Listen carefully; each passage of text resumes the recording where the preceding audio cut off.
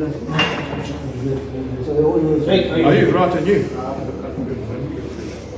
My first was I think I finished. My first, okay. I just want to know what. Good evening, gents. Thank you so much for joining us for our post-match press conference after that victory over the Emirates Lions. We'll start with the guys online. We'll take 4 questions from the guys online and then we'll come to the floor. We'll take hands. I don't see any hands. Jan? Thanks. Can you just flip the screen a bit? Sure. There you go. All right, thank you. Okay. Perfect. Jake, I mean, obviously, we're going to win. There's probably things that you think you must work on. But I mean, it's a hell of a better start than you had last season. It's a bit more continuity in the preseason. Yeah, I just said now to the Supersport interview, I mean, I've got no doubt the Lions would have targeted this game from a point of view. They would have had 10 weeks, you know, like anything. The Bulls opening game is one of their priorities. And so, you know, obviously I knew it was always going to be tough, yeah, and it always is tough here at the Lions. I mean, it's a difficult place to win.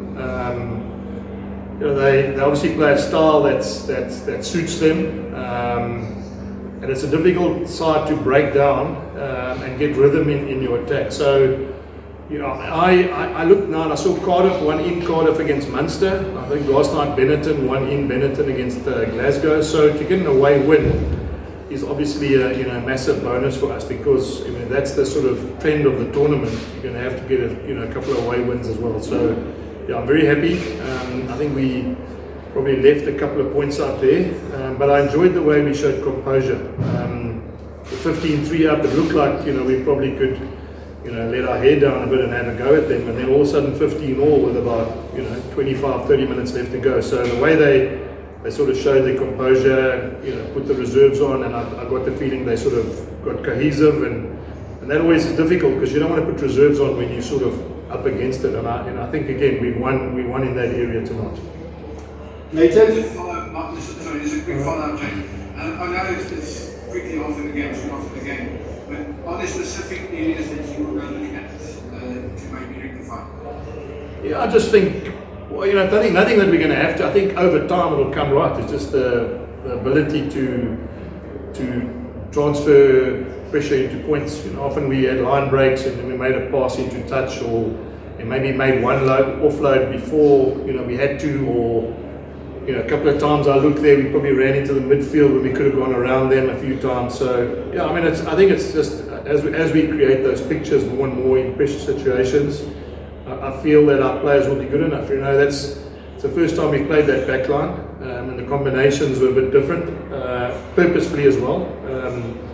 I know Kirkley where he can play, I know where Kanan can play, I know where Goosen can play. I've got to try and get a back line together that can be adaptable in different positions. So, and that's going to come over time, but obviously not going to be that cohesive from day one. Later? Thank you, sir. Hello, Jake.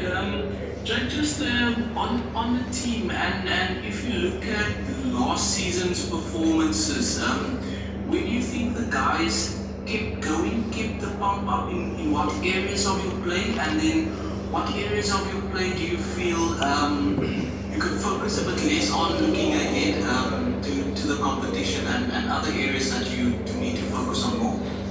Leighton, I think one area I was really happy about is the way we defended and the shape in our defence. I think often we put them under pressure because we had numbers on our feet going at them. They knocked a few balls on based on the fact that there was pressure from the visual pictures they were getting defensively. I think the way we changed our defence, and I'm not going to get too much detail about that, changed it in parts of the field and in parts of our game, put them under pressure as well.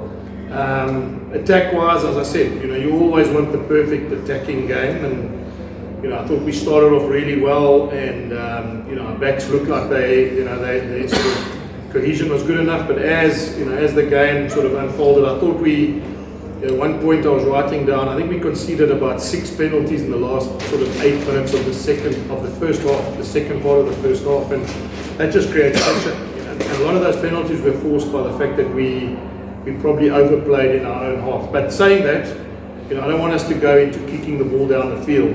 I want us to be comfortable that we can keep the ball, and I want us to be good enough that we can outwork people in the first half of the game to get rewards in the second half of the game. That's one thing I learned from Leinster, is that they don't necessarily open you up early, but the point is going and going and going and going, and just understanding the pressure of like wave after wave is the thing that creates the uncertainty at the back end of a game. So Leighton, in a long sort of way, I'm happy with the defence, happy with the attitude of having numbers on our feet, and I'm happy the way we attacked. I just think, as I said, we could have been a little bit more understanding of the spaces behind at times. Any takers for the last questions for the guys online? None? Okay, thank you very much. We'll then go to the floor. We'll go to the floor. Brilliant. Jacob, it's just the new combinations, guys like Wendy and Spoo, obviously they look like they really were looking at Ron for Mark. Also had a great run there. Just some thoughts on that?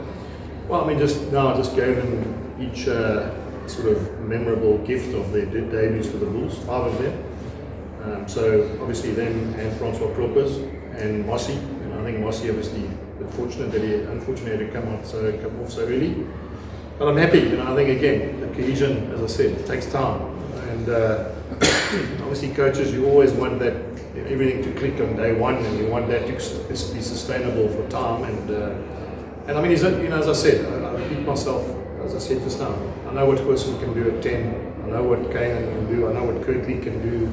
I've seen Cornwall at 12, I've seen Cornwall at 13. So my point is I want to try different combinations and see whether or not, because there's no ways we can play the same 7 backs or the same 8 forwards every weekend as well. So I'm quite keen to see Ruan playing 7. He's obviously played 8 for the Lions here in the Super Rugby game, but it's nice to know that at least he can play 4 lock or 7 or even 8 if I have to, because the more adaptable our team is, the better it's going to be for us going forward. The other thing is that try of Cornwall's there. I mean, showed great enterprise there. I mean, most teams were probably just taking the 5-meter scrum against them just to keep it all alive like that. Yeah, shows exactly. the guys' attitude. Exactly. I mean, obviously you guys see it's a build on from last year. We scored lots of tries last year. I think we were second most in the competition, and I don't want to go away from that. As I said, I say to them at half time, we're playing too much rugby in a half, but I know that the holes are going to open, and if those passes stuck 2 or 3 times, then all of a sudden you haven't played too much rugby in your own half. You basically play clever rugby. So it's one of those. As I said, I'm happy we got a win. We got, the momentum's now started, and the home game next week. Hopefully the Loftus will be full, and then, as I said, then we can get better and better. What are you expecting from Poison this season? Because I suspect it's a significant. Liam, I've coached lots and lots of players. He's a phenomenal player. I've coached Scott Berger. I thought one of the best players I've ever coached. I've coached George Smith as a back. He's just in another league. He runs. I think our defence is also good because he runs in the opposition team against us at training, and we're not sure what he's going to do. So we can defend him and people around him in our training sessions. Then we probably have a good outing on our defensive set. So as soon as he's ready to go, I think the thing I want people to understand is part of the discussion I had with him. I wanted to get back in the box setup. I think he has a desire to play Test rugby. He has a desire to maybe go to the World Cup next year, and so we don't want to rush it. I just said to him, obviously you don't have to be on the field now. You just got to trust me, and we'll find the right time and the right combinations for you to be on the field. So it's a little bit of as I said, it's a little bit of work in progress for him, because I also want him to mentally to understand he's happy, I'm happy, medical staff's happy, and then you can go for it. But what I'm expecting is, you saw what he did last year in a small space of time, new guys around him.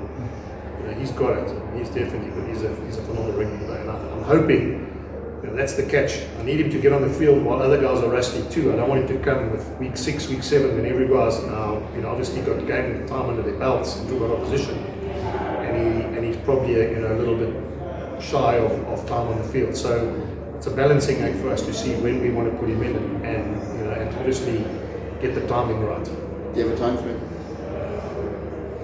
Yeah, look, I think to be fair, sooner rather than later, because because of that factor, Liam. I mean, as I said, I don't want him to come in week 5, 6 when everyone's already battle hardened. Other thing is in week 1, 2, in week 4, we play on 4G pitch. And I don't know if I want to put him back on a 4G pitch against Glasgow. And I'm saying that from the point of view, just mentally again, that's where he got injured. There's a lot of talk about 4G pitches. So again, I either have to wait until post Glasgow to see how he is, or I might have to do it earlier rather than later to make sure he's got some game time, not getting bashed in week 6 and 7. And one day at fullback, what was he thinking there, and then did he tick all the boxes? Yeah, so Wendy, I mean, obviously he's a Jeppy boy, so I know him well. I've known him since he was at school. He's a good footballer. I think he got a scholarship or he got a bursary or whatever it was to play professional football, I think at Chiefs. So I mean, he's got a feel about football. And I chatted to him and I just said, look, you need to play more than one position. You can't just play outside centre. Fortunately for you, you've got Lucanio on there. Lucanio is probably the best outside centre in the world.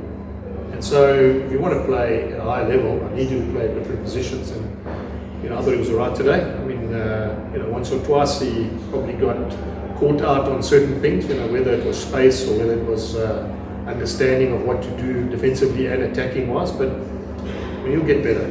As I said, he's got feel, and he's I rate him as a rugby player. And the more he plays and the more he gets to communicate with all the guys around him, the better he's going to be. And then we see that you hardly kicked out of hand the entire game. Is this a new style of rugby once this season? Yeah, I mean, I think we could have kicked a bit more. That's what I'm saying. I think sometimes there's a lot of talk this week that the Lions are fit and they run around the athletics track at the sports, at the sports track there, and I thought, well, the only way to challenge that is to see how fit they are by keeping the ball and seeing whether we can put them under pressure. Considering they had 10 weeks, and again, that's just the way it was, and we had like 5 weeks to prepare. I'm quite happy with the way our fitness held. I think we look like we had match fit. We haven't had a hit out. We played against each other in a sort of 40-minute chucker situation. So that's the first time we've played rugby since the final, and I was happy with the way they showed their fitness. And then how easy or how difficult it was to play here in the height of summer for this opening? Look, for us it's fine because a lot of our guys, if they're not here, they're hunting and they're in the bush, so they understand the heat. I think from those other seasides are going to come here. It's going to be interesting to see how the Scottish and the Welsh and and obviously those players who are coming from the cold up north are going to adapt, not only now, but December, January when we're playing in the European Cup as well. One of the positives from today's game was scrum. What kind of improvement are you expecting from them? Speaking to Rowan and Julian on Thursday, they were pretty chuffed in terms of how they've improved, but clearly from the dominance that the Bulls had, it was a case of different season but same problems for the Lions. Well, let me say this. I think it's the 8th game in a row that we've conceded a penalty in the first scrum. I mean, I'm not quite sure. I can't understand why. Because sometimes we go up, sometimes we go down, sometimes we go backwards, sometimes. So I'm going to have to find out why we almost give a penalty away in the first scrum of a game. But you're right. After that, it looked like we were, as I said, we were comfortable in the scrum. So I think Van Creer has worked really hard. I think we've got a dedicated scrum coach, and he's worked specifically hard on the front row. And I think the new laws as well, this breakfoot, is we're probably adapting to that, which again, I'm saying it probably. For all teams starting in the first week of the competition, this breakfoot is going to be something that you're going to have to adapt to. And maybe, we were just, as I said, today we were good enough to adapt, but differently to what we would have had if the laws were the same. So, that's an exciting part for us as well. Jake, how have you got your head around planning for the season, just for URC obviously, because it's very different to Super Rugby where this competition seems to sort of go around in fits and starts. To get your guys sort of up and running fully, and you get momentum and rhythm, and those things that you want the team to ultimately do. How do you sort of plan for that? So the one thing, Liam, I'll say is that I was lucky I was at Montpellier, so I got first-hand experience of playing a European Cup and in another competition. And knowing that, I have a comfortable feeling about you have to take some chances. You can't. It'll catch you. It'll catch you if you think you're going to be able to keep the same group, and you think you're going to hold on, because eventually, when the rewards come at the back end of the competition, when you're in the playoffs, you end up with no players, and it can be, you know, it can basically be work for nothing. So one thing I'm doing I'm very big on is the training sessions are game-like. Training sessions are competitive. Training sessions are almost a trial for the team that's not playing to show me they're good enough to play in a game. So I've challenged them. I said, you know, I don't want you to get confidence from me by saying I'm going to pick you. You've got to give me confidence by when I see how the training sessions go. It makes no difference which jersey you have for me to get confidence that you can play in that level. You know, it'll give me no greater pleasure over this next year to go a whole new team play next Saturday, or the following Saturday. You've got 2 weeks to prepare. So this is the team. You start preparing. All of you are going to play, because what it does, it creates competition. But more for me, it creates hope. You know, hope for a player. There's nothing worse than just being there as an extra player all the time. And we've got to get to a point where out of our 50 players, everyone feels they've got a chance to play a game. So, and how do I do that? Continually try and put pressure on them to say, show me, show me, show me. And training, you know, the competitiveness, the standard of training. I think everyone understands if you're training against this team and you train well, it means that you should be good enough to play another team. That's that. So I'm very open about it, and I'm challenging them to challenge me. Say, right, you know, are we ready? We'll take the last two. All good. Thanks, ladies and gents. I can have another one, maybe. Sure. So, Jake, would you say it was fair, or would you think it was fair to say that in the first 20 minutes of the second half, it was almost like the Bulls got sucked into playing a game that the Lions wanted them to play? Exactly. I mean, I'm glad you picked that up. I think what happened was we almost got sucked into that style, you know. And there's no, you know, the way the Lions play, guys, is they're very scrappy and they're very competitive at the breakdown, and they don't mind, you know, if they lose that battle because they'll make it scrappy. But what they can't afford is not to put numbers in the ball on the breakdown and give you space and time. And with that comes different challenges, because what you can do is you either stay up and don't go to ground, which again has its problems as well, because they can hold you up, or you have to find another way in which you can move the ball quickly out of that breakdown, because if you move it quickly out of that breakdown, they're basically short of numbers on the outside. And I think what happened was, as we were 15-3 up, I think we got sucked into the fact that this is going to be easy, and it got tougher and tougher at the breakdown as well. So, you know, credit to them. That's part of how you got to adapt as a team. And I just said to them when I came down, I said to them, I really enjoyed the way we stuck to what we had to do. I enjoyed the way we found a way to play against them in the back end of the game. I enjoyed the way that we went from 15-3 to 15-all and never lost control or composure. So yeah, I do think we got sucked into it, but that is what Lions teams do, and they've done it to teams last year. Last year they beat the Stormers. And we would have thought Stormers ended up winning the competition. So it's never easy against the Lions, and as you say, you know, we found a way to get sucked in and then to get out again, which I'm happy about. Thanks very much, John. Thanks guys. Thank you.